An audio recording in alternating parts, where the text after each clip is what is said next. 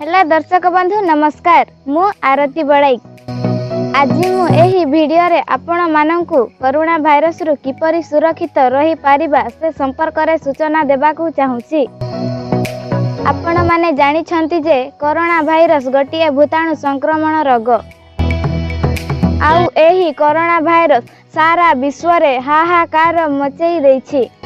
एही corona virus रे हजार हजार लोक मरुछंती।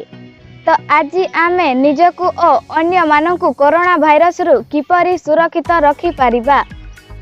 हाथ परिष्कार देखा गले मध्य साबुन रे बारंबार भल भाबरे हाथ धोइबा।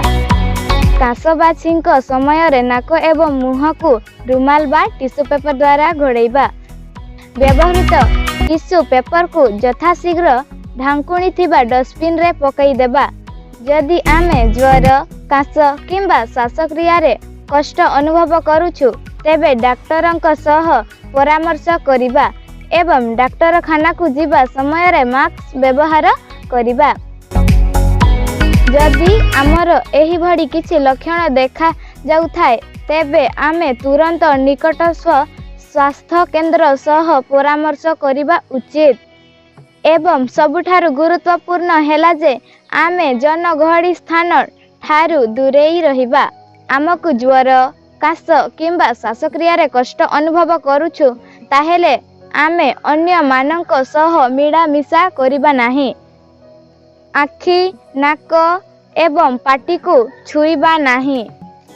सर्वसाधारण स्थान रे छेप पकईबा नाही।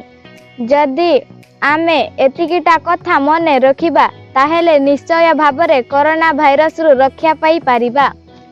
मु आपण समस्तंकु अनुरोध करूछि जे एही वीडियो को बेसी रु बेसी शेयर करंतु। नमस्कार।